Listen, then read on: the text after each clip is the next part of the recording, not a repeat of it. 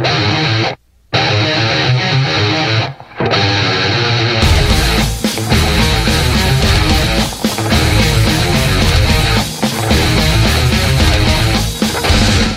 is up, everybody? Welcome back to DFW Metal Mayhem, the most brutal podcast in the Metroplex, on location at the fucking Batcave. If you haven't been here, it's one of the coolest fucking places to be, especially if you're a fan of horror or sci-fi.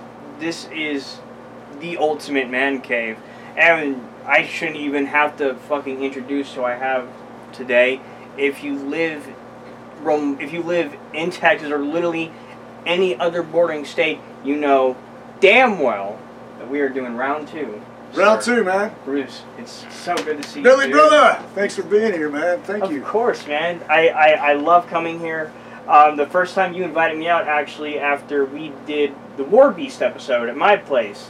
And you invited me out to watch the McGregor-Mayweather fight. And because of that, I was able to win even more money off that fight. Yes. I love you, Wayne, but you know you did wrong. You know you did wrong. With his heart, maybe, you know. Oh, yeah, no. McGregor knows how to pull on people's heartstrings, man. So, I get it. I get it completely. But I remember having a great time, and, God, it was so cool to be here. Yeah, and I appreciate it. It's cool to be here again, man. It's also like a little sports bar too, with all the TVs we got behind. Oh yeah. So like behind this camera is like 4 TVs and 1 covered up. And 5. Yeah. So a total of 5. And you got sports. You got the what? You got movies. I mean, this man is keeping up with everything. Okay. This is as real as it gets. So, you know, there's so many different places we could start with this, because, I mean, a lot has happened since I last had you on until now. Back when I first had you and Scott on, we didn't know what the near future held. Exactly. It was a literally take it by day basis, and it still is a take it by day basis, but there's now more light than there was prior. You know, you've beat out the odds so far from what they've told you initially. They didn't think you'd be able to come this far, and no. You proved them wrong. Because, well, and I mean honestly, from an outsider's perspective, I kind of felt like you were anyway. I feel like this does sound stereotypically dumb, but Texans are just made of different things. We're just made of different stuff. That's for damn sure, man. I mean, going back to the Alamo. Exactly. You know, those guys knew they were going to die and still just went in there, you know. Exactly. It was outnumbered like 20 to 1.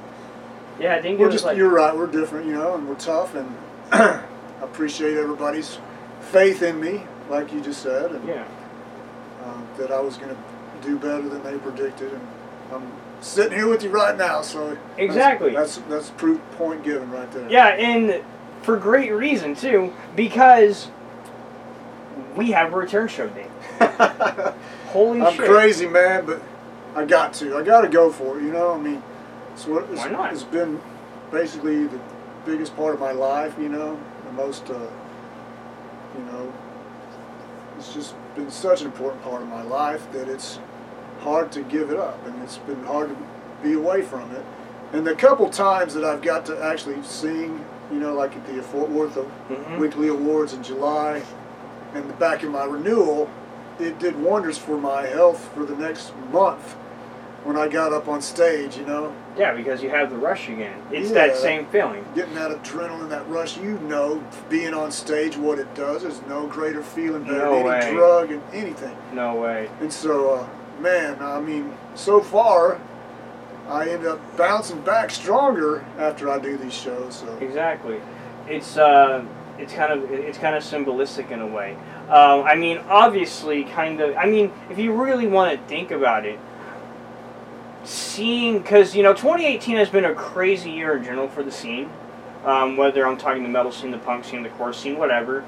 It's overall been a pretty wild year, in good ways and in bad ways. But in the good ways, a lot of bands are just blowing up from the scene, and they're having great success. Like I'm Destruction, just phenomenal year. Their 2018 is as bright as it could be.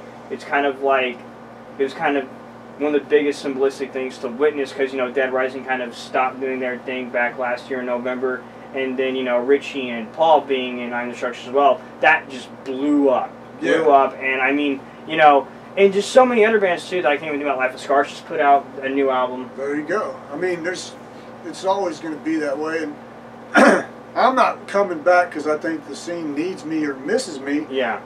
That's what I do. And the scene, I've always had such faith in our local scene that there's always going to be, it's just going to carry on. The torch will be carried on by other bands. Yeah. Bands come and go, break up, but there's always a new, batch of bands that are coming up to pick up the slack. So, yeah, man, Warbeast has been gone 18 months, but hey, look what the scene's done in the meantime. Yeah. Like you mentioned, just other bands blowing up, keeping it going. Yeah. I'm proud of that. I mean, that probably must have been really hard, because you took the absence, and then just being on social media, seeing some of these bands just keep trucking and doing great things. That definitely had to cause an itch. Like, oh, come on. Well, I'm happy for them, and I'm, like I said, proud of the scene to be part of it. It's just like anything, you miss it, and it ain't because any certain bands are having success. It's just, what else am I going to do in life? Exactly. That's what I've done my entire life. So it's just something that it's worth the risk for me to take this chance and get up on stage again.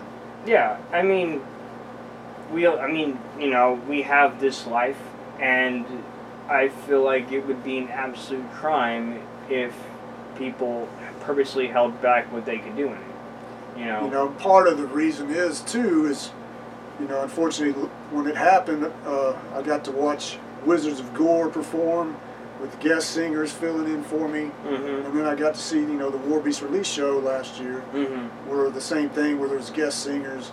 So, if anything, this is very important to me, because I thought it wasn't fair what was thrown at us, and we didn't get to go out the way we wanted. And what I'm saying is, I hope this continues, and this is just a comeback.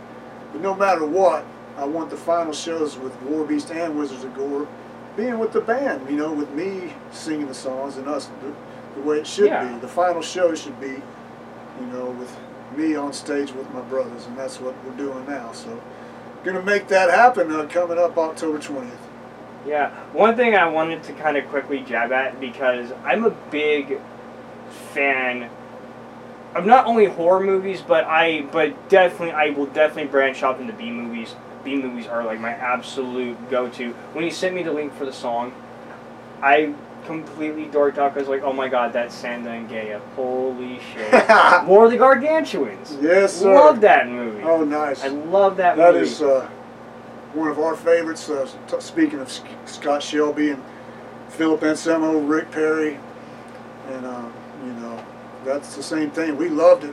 We actually were at Philip's recording, and we were recording Birth of a Psycho and It for a split. And he came out in the studio and goes, "Hey man, they just added War of the Gargantuas to Netflix," and we were all like, "Oh, dude, that was always one of my favorites." So that night we all went in and watched it, and we turned on some of the other members that hadn't seen it, like Joey and stuff, to that movie. And then it led to that becoming the title of that split with Philip Anselmo and the Illegals. But yeah, I'm glad you're into those old Japanese... oh man, Toho does it like no one else. Right, like Toho back then. I mean, you could take it all the way back to 1933 with the original King Kong, or if you really want to, you can take it back, 7-8 years before, that silent movie called Brontosaurus, where they had, the claymation where they found a brontosaurus in some island and they brought it to New York. Kind of like a similar story, except the brontosaurus was able to escape and swim back to the island, I think. And then, you had Beast of 50,000 Fathoms back in the 50s, and that was the predecessor to the original Godzilla. In a way, that was like what Toho looked at and was like, we can do that, but let's get a guy in a costume. And it just fucking set the thing. I actually started reading a comic series called Godzilla Rulers of Earth. I'm only on the 3rd issue, and it's been out for a while now, and I've always wanted to, get my hands on it, but I was in high school when it first started coming out, and I was really, really morbidly afraid of spending money back then, so I saved it all for college. I never spent anything on almost nothing at all, so I only got things on my birthday and Christmas. But I remember, the moment I get my own house, I'm going to start buying all these comics that I want to get. And it's a really good read. It actually does have Sanda and Gay in it really early on. It actually brings on a lot of the Toho monsters and just throws them all in together. Though it kind of strikes me odd because they don't really go off the original storyline. This is kind of like a different universe type. But Matt Frank doesn't, who's definitely one of the spiritual successors to the old school, sci-fi comics that were coming out, like the old Predators and Aliens and shit. That dude is pushing needles with his work. Yeah. I just got to throw this in. Like, I've always got along with you and hit it off with you and thought you were cool.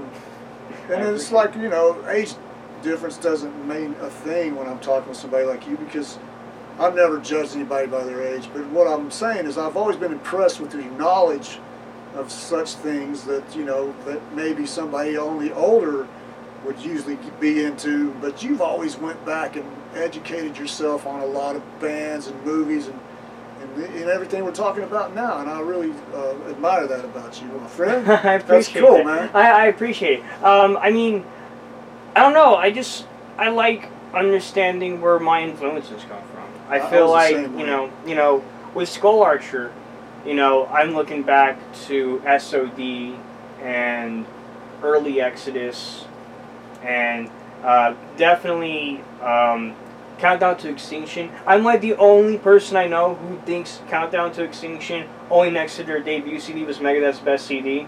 And I remember that was the first CD I listened to that I really got hooked on Megadeth with. And then I listened to the Killing Is My Business. I'm like, holy shit! Oh my god! I mean, this is as grim as it gets. And looking back and trying to follow everything now. So, I also do follow things as they progress too, which is why I kind of got notarized when I'm like, man, why isn't when Megadeth came out with Super Collider, I literally wrote a literally a 4.5-page essay. I'm like, why, who thought of this? They need to be fired. Because I think before that was Endgame. I'm pretty sure it was either Endgame or 13. One of those two.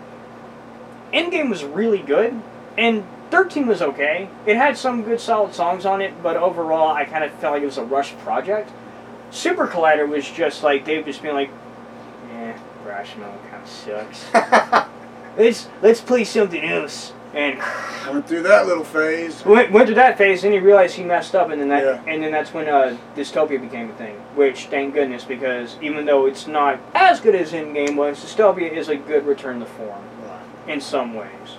So I don't know, looking at all that kind of stuff, going back to what you said, I am super influenced by learning. I want to make sure that that's cool, man. The influences that I have and how I carry them, I want to make sure I carry them as well as I can in every way possible. Like, for podcasting, Joe Rogan does it better than anybody. And I will debate anyone on that subject for as long as I live.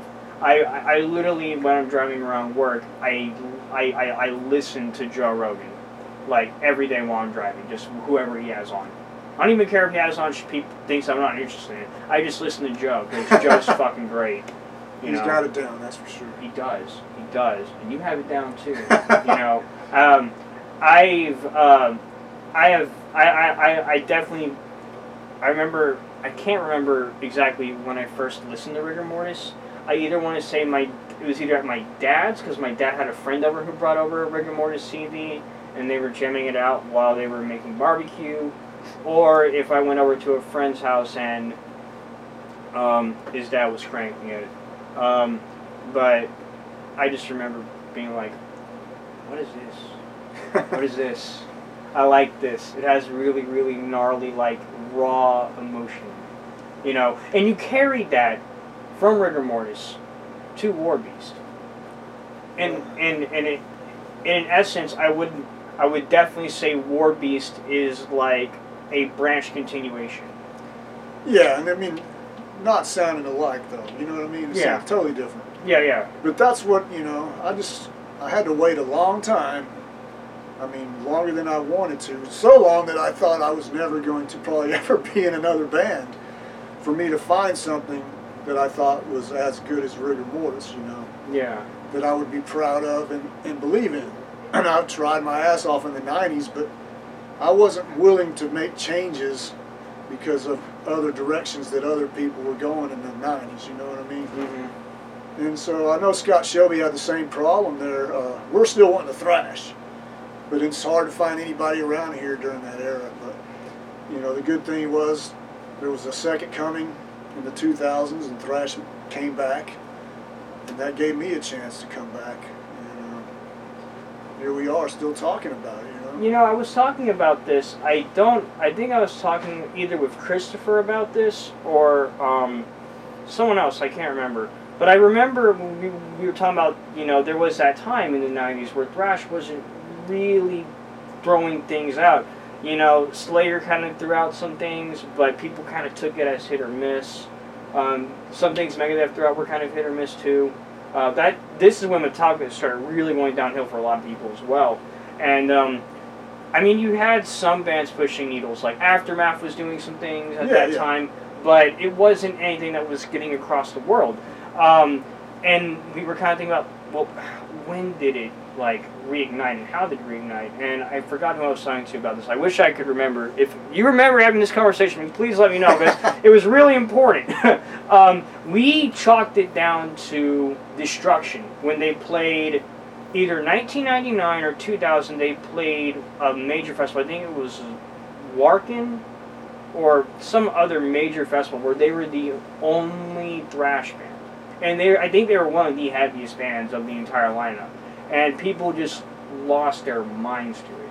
And then people started being like, wait, okay, Destruction. Well, is there any other bands that kind of sound like this? And I kind of felt like that's kind of what, brought veterans back to kind of, you know, wing it out.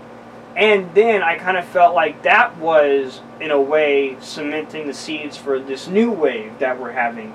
The Violators, the Lich Kings, the Toxic Holocaust was one of the bands that really I noticed. I knew things were going in the right direction. Oh yeah. As soon as we started getting this, they're like the offspring of some of our '80s bands. You know what I mean? So, oh yeah, they were really good, especially that debut CD. I can't remember. I don't remember the name. But you know, there's you know, you might have nailed it with Destruction. You know, I love those guys, but whatever happened, I was just thankful that it started making a comeback and growing. And there was some bands still continuing in the 90s. It's just it wasn't, you know, it had lost its popularity. And and then trying to find a new band to do it was, like I said, impossible for me. And I had you know, an opportunity to try out for Drowning Pool or this or that, and nothing would have fit me. And you know, nothing would have fit me. So. Drowning Pool is a really different approach, and I don't even think they know what they are right now. Yeah. I mean, that was after, you know. No hate. Come on the podcast. you're Texas. They don't even know. I mean, it was my friend Jeff Lyles that knew I'd been trying and was going to set it up. But I'd listened to it, and you know, I thought those dudes, you know, were having success, and I was just craving to be back in a band. I considered it for like a minute until I realized I'm not going to fit in, you know. Yeah. It was tough, man. And then me and Wayne Abbey, speaking of Life of Scars, like in 2002 or 3, we got together and was like, dude, let's form a band. Let's get this thrash shit going again. And so we went and got a jam room for like 8 months and never could find a drummer. And that's so crazy, man. And we just, you know, we kept trying and kept trying. We had some guitars coming in ready to go, and then we just never found a drummer. And it's a funny story that I just thought of, and this, you know, cheap shot at anyone, it's just funny, but you know, the current drummer Anthony Walker, that's in Life of Scars and Hammer Witch and a few other bands, well, he actually was one of the drummers that came out to check us out back then. He was only 18 years old, but at that time, he pretty much just said, hey guys, you know, y'all are cool, but I want to do death metal. So I understood that was what was the thing at that period, you know, for a lot of people around here. So he didn't want to do any thrashing, but you know, here it is this many years later, and he's in some thrash bands himself. It's a hard pull. It's a hard pull to get away from. Well, yeah, and it was once it got going and growing. It's, you know, a thrash band is hard to beat on stage. You know what I mean? When you got a good thrash band, it's hard to the energy and everything, the intensity. So people that started witnessing that and going, hey, that is pretty cool. You know, I want to do some of that myself. So more and more people started wanting to do thrash again, and I mean, I'm loving it. You know, when I first formed Skull Archer, I formed it, because I do love thrash, and, you know, I'm like, man, if I'm ever going to do be a vocalist in a band, I think thrash is my A, best route, and B, only route. Right. So I formed it because I didn't notice a lot of thrash bands at that moment that were playing at these shows that I was going to. And I'm like, man, you know, I love, you know, seeing Electric Vengeance tear it up all the time, and Exploder tear it up, and Chemicals tear it up, and, you know, those are the main bands that I was seeing, and I'm like, there has to be more. I mean, people can, you know, there's a debate if Silver Tongue is thrash or not. You know, they have elements of it, but then they don't. This was before I discovered who Beer Break was and brought them in, and this was before I discovered the fucking holy grail of Rabbit Face. But now, but you know, forming Skull Archer, now it's kind of like, now I'm noticing a lot more of it. Well, it's going back, it even, you know, when we first reunited with Rigor Mortis, at the same time Gamacide and Rotting Corpse did a reunion too. Those classic 80s thrash bands from our area. And that was around 2005. And that's when, you know, hey, the only real thrash band I can remember that was going at that time was Protest. Yeah. And so I'm sure there was others I'm just not remembering, but really Protest was, you know, one of the only thrash bands. And then all these old school bands started coming back together. And then in 2006, when we formed Texas Metal Alliance, which became Warbeast, it was for a while just like us and Protest, or these old bands doing their reunion shows. Yeah. And then within a few years, yeah, then you started seeing Electric Vengeance, and down the road Chemicals came, and then now there's quite a few. Yeah, actually next month at my house party, Barrage is going to be doing their debut show, and their thrash band. They're actually a reincarnation of a band back like 10 years ago called Vital Gore, and so this is kind of like a reincarnation, and it's Adam and Delton from Beer Break in this project, and I had them on the podcast about a couple months ago, and they sent me a link to a song that I used for the intro, and oh my god, woo! I love it. I love it. That's awesome. I have a weakness for stompy sounding stuff, and they totally have like stompy, moshy material. That's awesome. You know, I'll so have to check them out if I'm up to it. I can't make it out to as many shows. It's hard. Yeah, no, I get it. It's even, you know, if I was healthy and all that, it's hard, but my health plays a big role, and the fact that I'm not able to bring in any money anymore, it's all up to my wife to, you know, pay the bills. We just don't have that much, and half the time I don't feel like it, which sucks. I'm missing being out there supporting all these bands and seeing everything. Well, man, you gotta take care of your health first. I know. I'm just being honest with you that it sucks. No, yeah, definitely. I can only imagine when sucks. I purposely made myself not go to any shows in the month of June after what happened.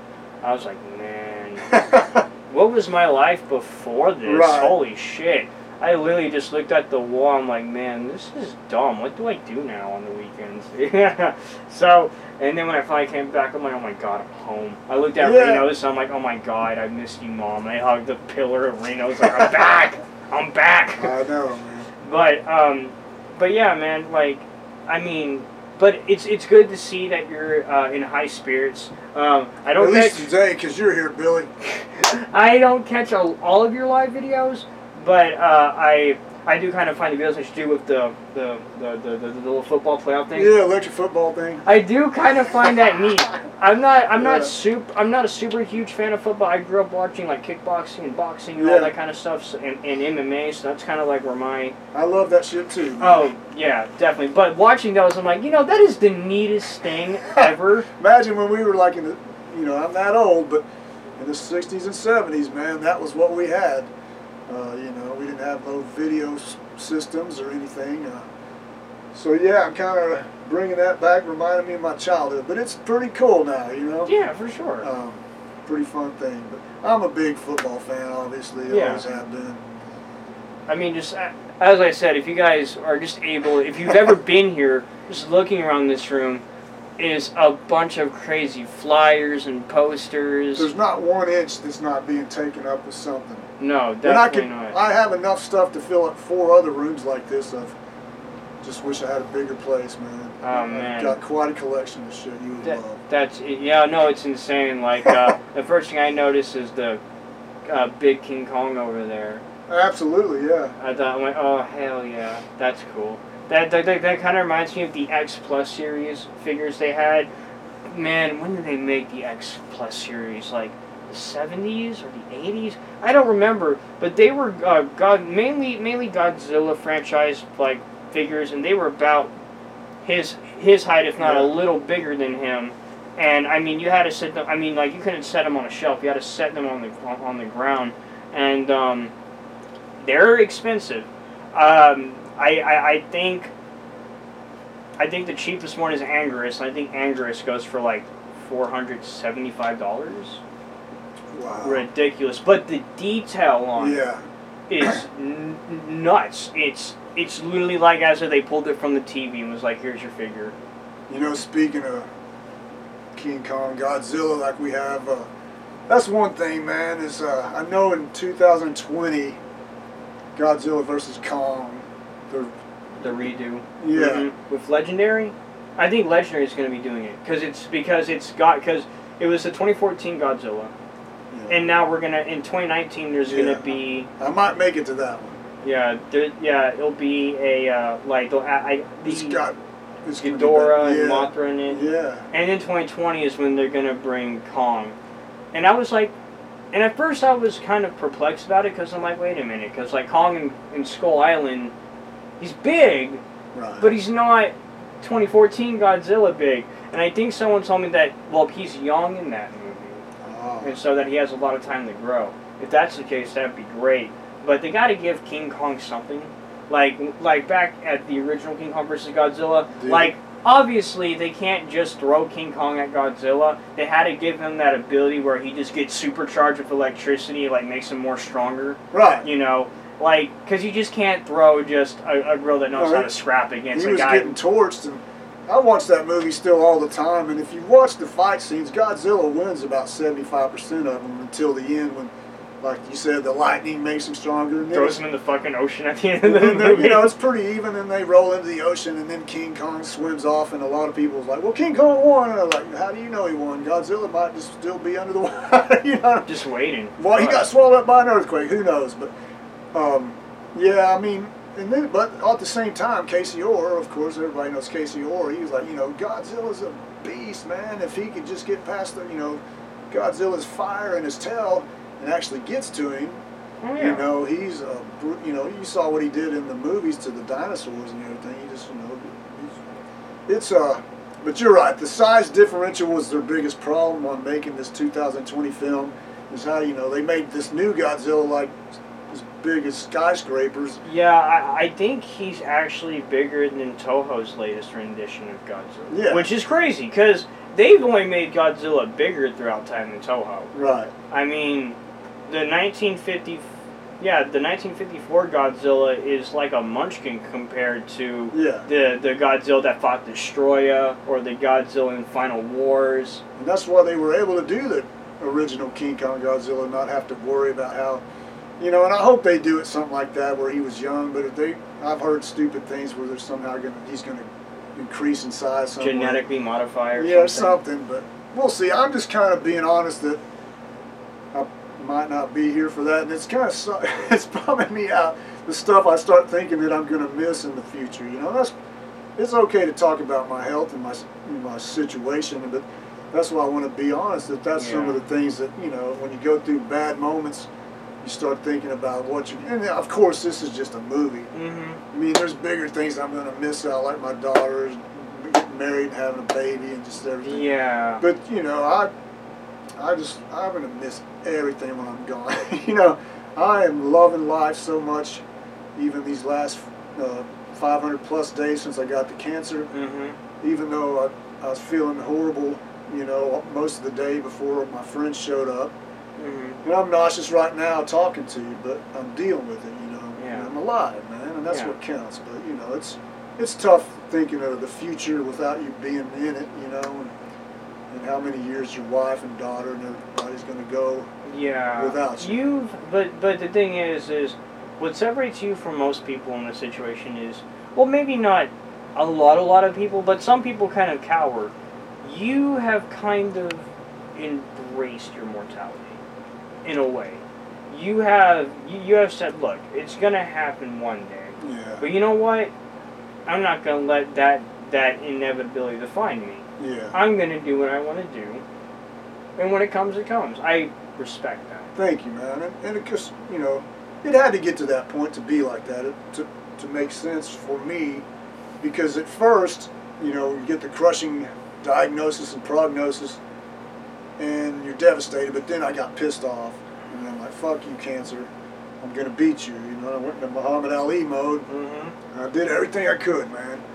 I did the radiation, the chemo, and the surgery, and for like 3 months there, we were hoping that I was going to beat this shit, and then of course, you know, got the results back from another PET scan last year, and it showed that, hey, the worst nightmare happened. It didn't work.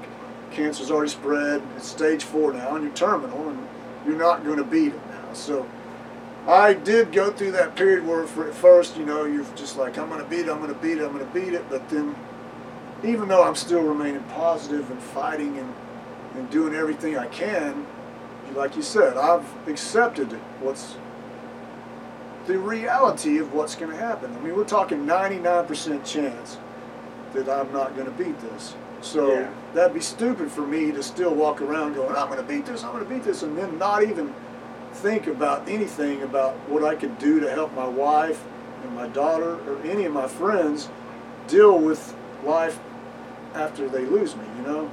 So that's what we've done, is I'm making the most and living my life and getting the most out of it, but I've also, like I said, I've thought of their future, and to make it easier for them, I'm letting them know, you know, the way I want things when I'm gone, or how that, you know, if they want to do a memorial for me, what songs to play, or, you know, those subjects you never wanted to ever have a conversation with about, you know, I've had to have those conversations. Well, I'll tell you what, the best thing about this scene, in my opinion, is the community. When you're talking about people that, like, tell you what, when back in June, like right when I had that major incident up in Reno's where I got way too drunk and got kicked out and public intoxication, blah blah blah blah blah blah blah, probation, blah blah blah blah blah blah blah. You know, when I was struggling through that, you know, I quit alcohol cold turkey at that moment, and definitely was hard. But I had a lot of support. Like, hey man, we're here with you. We get it. You know, it's cool. For me, I took that as hitting a rock bottom, because that's when I lost my prospects in pit bulls. That's when I lost friends, and I only proved people who were doubting me right. And you know, I'm like, man, I can't. I mean, I have all this support, and I need to make the best of it. So I stopped drinking, and I took that month off. I mean, I've drank after everything kind of got settled. You know. But I definitely did at the safety with friends at a house and wasn't driving anywhere. So, you know. Well, you learned from it. Exactly. And the scene forgave you over time, right? Yeah. Oh, man. Believe me, Billy, I've had a couple of those nights you're describing and talking about, and I had to deal with the aftermath for a long time. Yeah. And it takes a while for everybody to forget. It's, you know, I mean, even out of all those years of drinking, man, there's been a couple nights where I definitely got out of hand and lost my mind and did some stupid shit. Yeah. But kind of going back, the best thing about the scenes is the community. So I feel like, you know, when it is that time for us to come together to support your wife, to support your daughter, it's definitely going to happen. And you do not have to worry about that at all in my mind. Yeah, I don't worry about it. I've seen the scene, and I know the scene like you know it. You know, I mean, that's, like you said, that's what's so great about our metal family is we got each other's backs in time of good and bad. And I know there will be people helping with my family after I'm gone and stuff, you know. So for sure. So I don't worry about it that way. I just, I'm just trying to make it easier transition for them, because there's so many things that I do around even just our house, you know, that my wife doesn't know how to work some things. Okay, you know, now I need to teach you how to use this and this and this. So we're just having anything that can benefit her. You know, it's a hard thing right when you lose someone you love. You got like 2 days, and then you're starting to try to plan for the memorial, the funeral, and everything else, and anything I can make that part easier for what I'm trying to do, you know. Just like I said, just letting her know, hey, play these songs, you know, for me, instead of you trying to guess which songs I want. Or I've already got the 2 bands picked out that's going to play, and how I'm going to do it, and I'm just, look, you know. There you go. You know, and that's the crazy part is I'm like thinking about my own memorial, but I didn't know what else to do in this situation, you know what I mean? No, of course not. You know, no one's going to know that mindset until it knocks on their door. Right. You know what I mean? And I can sit back and go, well, I'm sure y'all will figure it all out and do just right, and they would, but, you know, I'm probably going to be at my own damn memorial, to be honest, you know what I mean? Yeah. Like in video or something. Oh, for sure. You know? There's going to be a way. Right. There's going to be a way. But I do want to hop back to the return show. Okay. I mean, I just got to say, Demon Seed and Warbeast in the same venue. Holy it's shit. happened before, and it's always been like, You know what absolutely blows my mind about TXDM in general is that pretty much most, if not all, musicians in TXDM bands are absolute sweethearts. They sing about gore and death and murder, all this crazy shit. Like, if you look at Demon Seed's latest album's artwork, it's just nuts. And Carlos is like one of the sweetest people. right, The nicest I know, people. man. Such a sweetheart. I love Patty too. You know, fantastic people. Brian Wynn, you know, Kill Everything and formerly Devourment. Super sweet guy. I mean, Brandon Davis, Interment, super nice. I mean, I don't get it, man. It blows You read my our mind. lyrics, and then you're like, this person's got to be so psychotic. Dude, I used to lose chicks that were interested in dating me. Like, I'd go out with them or something, or meet them, and then they would, like, listen to Bodily Dismemberment and read the lyrics, and then got scared to death of me, you know what I mean? We're going back 20, 30 years. But yeah, the lyrics used to scare people, and that's just a joke, because, you know, it's just like anything, man. It's like, doesn't mean we're actually going to go out and do what we write about. Exactly, yeah. You know what I mean? And that's the way, it's just, it's been fun doing that, man. I mean, we all liked horror movies and Halloween and cool stuff like that, so some bands want to write about women and drugs and this and that, and I happen to want to write about my favorite scary horror movies or psychos or torture devices or whatever, you know. I'm fascinated by the We have a Torture Device song, so I know how you feel. We have a Torture Device song. I definitely know how that is. It's We Are the Vultures is ours. Brand the Heretic is ours. I love We Are the Vultures. Thank you, man. You know, so definitely was like, oh, dude, you know what? I like the Heretics fork a lot. I want to throw that in the song. You know that thing that they would put like right here. Oh yeah. And like so if you move down, it would pierce like that saw part right there, right above your chest, and like that part right under your shin. That would fork. That the forks come and just grab the bottom of the tongue and stick it to the bottom of your mouth. Oh man, that was some brutal shit. This is like, you know, human beings doing this to other human beings back in those old days. It was like, I think that I am. This is probably tin hat conspiracy stuff. I think some people had legitimate kinks of seeing actual bloody suffering back then, especially people that were hired as executioners by the Royal Guard back then. I definitely think they got off on that, man. Well, they had to. Look at the gladiators and everything. I mean, it was like, if it was like going to be a beheading or a hanging or anything, it was like big crowds. I mean, oh yeah. Instead of football, they were having guys get in the ring and in the arena. That was like the first Olympic sport, if I'm right, pancrasing. Right. And you know, you had the tigers come out and yeah. Right. God, yeah, man, what a time. Yeah. Man, think about how decentralized emotions were back then. People were just like, hey, what are you gonna go do? Oh man, I'm gonna go see that one person who murdered someone get fucking eaten by like three lions in a fucking pit. Like what? Yo! I gotta be there. I can't miss it. You know, that shit don't happen no more here. No, man, we can't even get a helmet hit on a quarterback in football these days, you know what I mean? Yeah. I mean, it's just like, you would thought that over time, and they always were predicting it with movies, like in the future it's going to be so much, but it's getting Man, I remember when calming down over time. I remember when John Jones was first starting in the UFC, you know, building, like, murking people like crazy. I remember he fought Matt Hamill, and it's his only loss on his career, and the only reason why is because he threw a 12-6 elbow.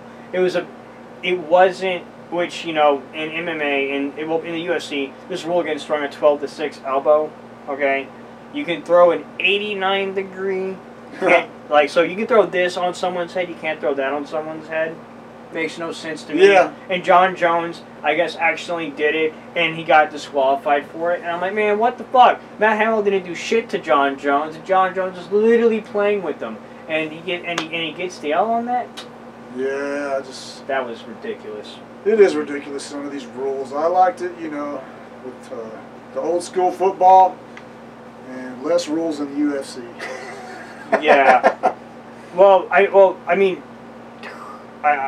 man, it's just, on one hand, I definitely appreciate watching the old glory days of the UFC.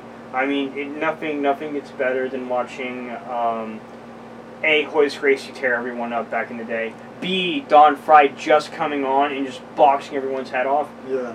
When Mark Coleman came out and started just power slamming people, and then who else? Like right after him, Vitor Belfort when he first came on. Oh yeah. Shit! Yeah. And then Randy Couture came soon after. I mean, I love, but I mean, at the same time, now you look at these absolute monsters in the UFC. They're like overall better fighters than like Derek Lewis, Alexander Volkov. I mean, obviously Khabib and Conor are definitely two of the pinnacle of what's tonight. But I mean, you're looking at absolute killers these days, man. And if those rules, and if we took the old school rules and put them in with this current roster fighters, oh my god, dude, holy shit! So you would need to sign more waivers, bro, because you get hit by Francis Ngannou, you're done. Like Alistair Overeem, literally, his head literally just like popped to the ceiling and just fell back out. I remember seeing that live, and I'm like, holy fuck, dude.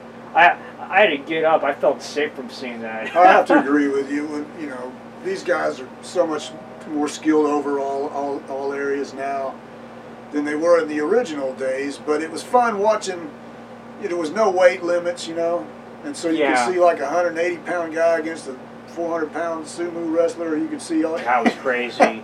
You see all the craziness. When Dan Severn fought that one little dude, I felt really bad for that little guy because he just Dan Severn just threw him around. I'm like, come on. And that's what started the rules when Severn and Gracie fought, and they laid there for like 30 minutes. Like, you know, it just started to be like, we do need to add some rounds or something. Yeah. And at least, you know, Dana White doesn't let them lay there. He makes the referees get up and fight again if they're just laying there. In the old days, sometimes, man, these guys would just be like laying there 10, 15. My cousin and I went to 228 when it was here in Dallas. I think, that was fun. Yeah. That was fun because there was 2 knee bar finishes that night. And prior to that, there was only 1 knee bar finish in the UFC. And Aljamain Sterling and Zabit Mashko Napidov or something. He's a long-ass Dagestani last name. They both got knee bars, and me being kind of a jiu-jitsu nut, more in the knowledge of it than the actual practice, because I don't have the finances right now for it. But I was like, oh my god, wow, how do you do it? Like, oh, so great, so great. That if you ever have the opportunity to go to a live UFC event, do it. I was going to go, but that was when Phil Anselmo and boys were in town. I know Shelby went, but then he ended up coming to the show later. Oh shit. Okay, I didn't know he was there. I know. Yeah, he would stay until the. I don't think he stayed for the main event, but he was there for everything else. Oh man, it was a wild ass car, that's for sure. It was really fun too, and that was my cousin's first full experience with UFC. I think she's watched some fights with me every now and then, but actually watching a card from start to finish, she was like, and a live event with the crowd. I know. I mean, I haven't got to see UFC, but I used to go to Mike Tyson fights back in I mean, just all the excitement of it. Oh man, can't be matched. Man, back the '90s is where it was at for boxing. Especially everyone slept on the lighter weight classes, but man, watching Tommy Hearns. Dude, Hearns the Hitman, Ali and Hearns are my two favorite fighters of all time. It's just that jab. Yeah. The jab that Hearns threw, it was a whip. And he got through so many people's guards with it. And when he fought Hagler, oh my god. Hagler Hearns, the greatest round in boxing history, man, that first round. God, that was like watching an old Jack Dempsey fight. I know, man. That's the thing is, Hitman, he lost a couple of big fights, would have changed the whole course of everything. But every fight he was in was exciting. Oh yeah, he came to battle, came to war. Yeah, never in a boring fight. I mean, that's why I love you so much, and what he did to Roberto Duran that no one else had ever done. That was nuts. Face first, knocked out cold. No one had done that to Duran. Leonard, made him quit, but Hearns just floored him. Yeah, that was Mayweather Sr. versus Rocky Lockridge. Yeah. That dude who knocked Senior out in the first round, and now he's homeless. Oh wow. Yeah, it's crazy. But I always go back. I even rewatched the very first Thomas Hearns Sugar Ray Leonard fight because they were both undefeated. I was the biggest Hearns fan, and I knew how good Sugar Ray was. But that fight changed the course of those two fighters because Hearns was winning that fight and almost had it won, dude. Oh yeah. And they stopped it. He might have still got knocked out, but when they stopped it, it wasn't a good time because when I've rewatched it so many times, he wasn't just getting pummeled away when they stopped it. So it was so close to being where Hearns wins that fight, then that's Leonard's second loss. I mean, yeah, it would have been his second loss. And Hearns still undefeated. The course of boxing history, Hearns would have been much higher up on the rankings. Were you able to watch Canelo and Triple G 2, the rematch? I wasn't. I kind of felt like Triple G won again, but I don't see how they gave it to Canelo. But Canelo's the bigger draw. Isn't that the bad thing about?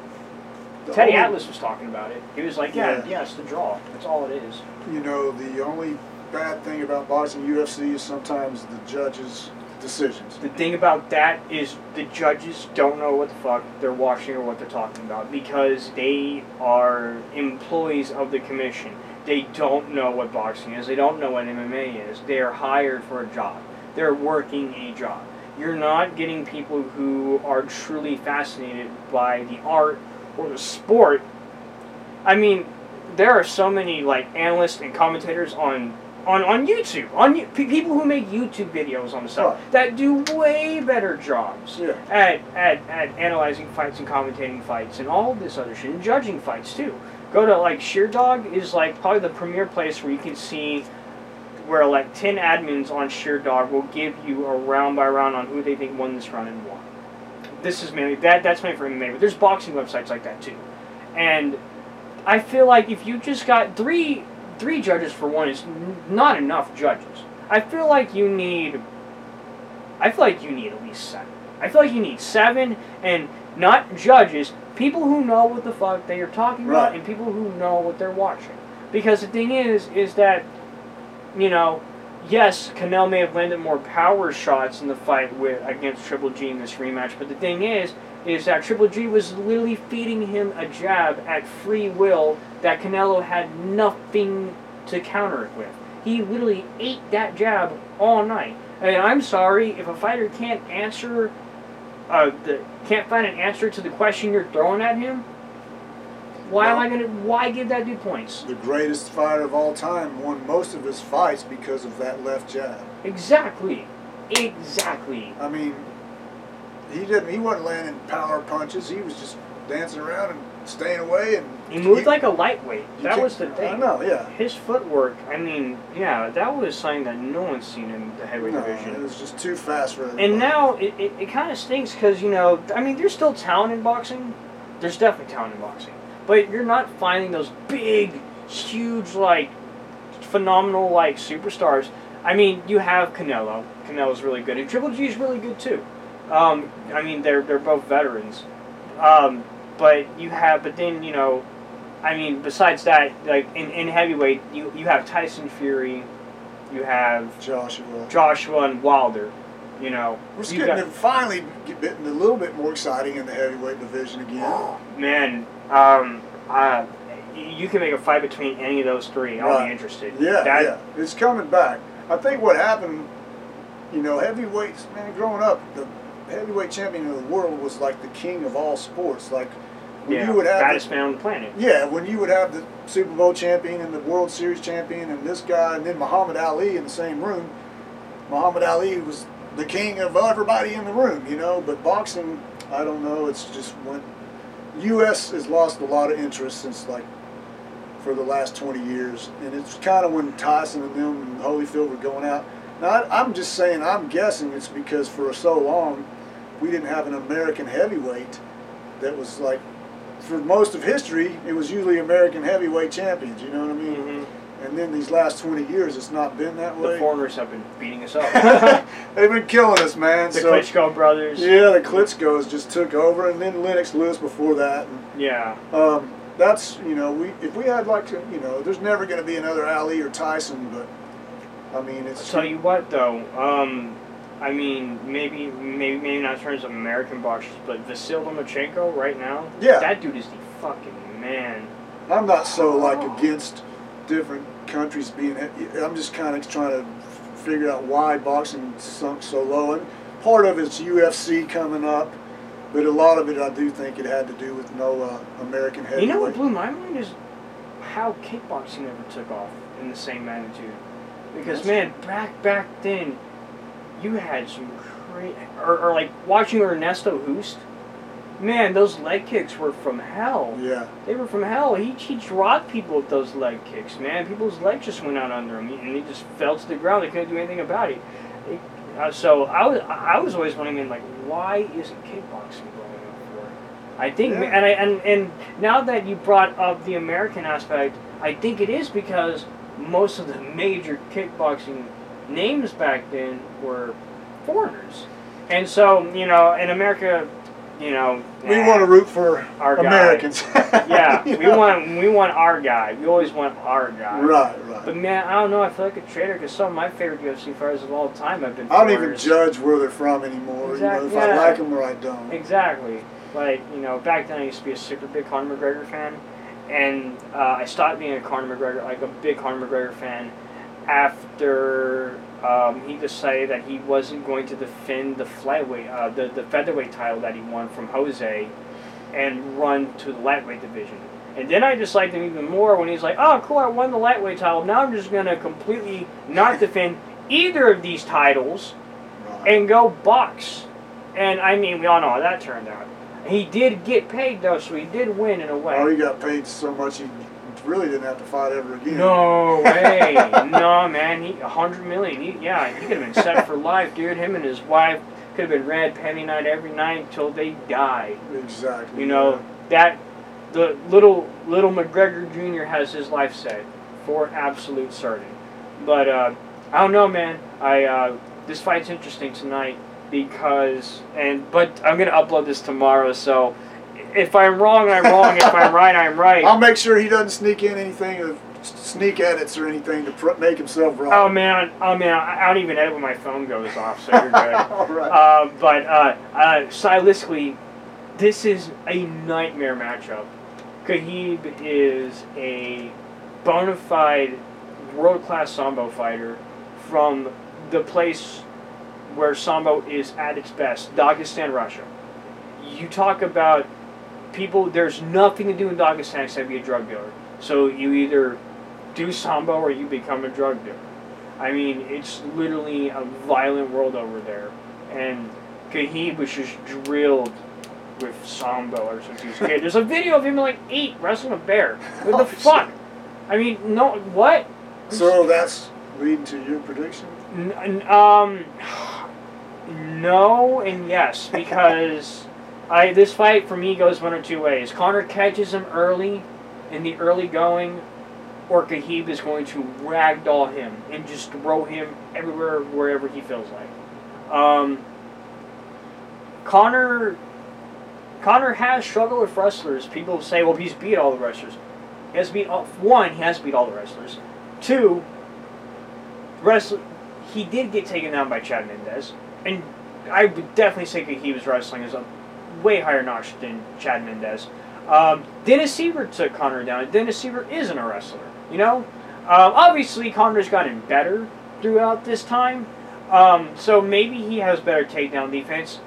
I mean, Eddie Alvarez wasn't really shooting for takedowns a lot when he was fighting Conor. He was trying to box him, which is probably why he lost. Yeah. But you know, I feel like it's gonna be a tough fight. It's gonna be a tough fight for both of them because the only time he was ever in trouble was, and it was kind of like a little shock of a moment. It was when Michael Johnson rocked him, but he rocked him for like a second, and he was able to maintain composure through it, and he immediately got the takedown like right after that. Right. So I mean, and Michael can crack. He can't crack like Conor, but you taking a punch from Michael Johnson's face, you're gonna feel it. It's gonna hurt a lot. You know. So, and I mean, he also had that really tough bout with Gleison Tebow back in the day, but that was like, what, 2012? He's gotten a lot better since then. And Gleison was juiced. That dude was juiced. Yeah. So, I really don't have a prediction. I don't have any idea what's going to happen, to be honest, because for several reasons, you've touched on a few of them, and then the fact that it's been 2 years since he's fought in the UFC, that can make a difference for some. Yeah. Sometimes it We'll does. see how his training camp went. Apparently, he said that he had a bunch of really strong wrestlers in his training camp, and we'll see if that's true. Yeah. I mean, you can stuff, Kahib said it best, you can stuff 30 takedowns, but can you stuff the 70 that are coming afterwards? That's true, man. So, well, Bruce, this has been about an hour. All right. I made it another hour, man. It's definitely been a lot of fun. As I said, it's so cool being back here again, looking at everything around me. For real, if you're ever invited out, you'll love it, I swear to God. But, Bruce, I thank you so much, man, for everything you've done for the scene. Appreciate you so much, my brother. Of course, and, you know, just, man, I would have never thought that, hey, you're going to go hang out with Bruce Corbitt. Wait, what? I'm going to go hang out with Bruce Corbitt? Here I am. Well, we're friends, and I'm glad that I got to know you. For sure. You've always been very cool to me and respectful, and I'm going to return the favor because you deserve it, and you're, man, a very cool guy. This is fascinating, sitting here talking with you, man, and all your knowledge. I've enjoyed this last hour, and can't wait, like I said, one of these days we're going to share the stage together, man. It'll happen. It will happen. It's going to happen. Yeah, so y'all be on the lookout. Turn 2019. It's going to happen. Skull Archer, Warbeast, or Wizards of Gore. Probably maybe Wizards of Gore, maybe one. Yeah, it'll be one of the two. One of the two. Either way, we bring the stomps, we bring the madness. So so you'll be ready for it, man, for sure. Right. October 20th, Rigid Theater, man. Be there. Vulgar Fest 3. Be there for Please that. Please come out for all the great bands, and our buddies in Demon Seed, and the Pit Bulls will be going nuts, I'm sure. Oh, if they can. Are they going to take the seats out? That'll be the big question. We'll take the seats out. They will. I will help them take the seats out. I'll tell you what. When we did, when Dead Rising had their last show there, they had that whole floor open. Okay. And that was the largest circumference of a pit. Oh wow. Yeah. So I think you'll get that same treatment. Killer, man. I'm ready. I love watching Demon Seed and the pit for them is always insane. And I've got I brought my nose to them. And I got my special videos for each Warbeast song I'm going to play on the screens as always, you know, just to fit in. But we're looking forward to it, my brother. All right, next episode, we squashed some beef. We're squashing some beef, and I can't believe I'm doing this, but we're going to do it. You'll find out what the beef is and the details coming Monday. So be on the lookout for it. There probably isn't going to be an album review this week either, unfortunately. I've been busy with everything. But I do have an idea for the next one when it does come out. So I will see you guys then. This has been DFW Metal Mayhem, the most brutal podcast in the Metroplex.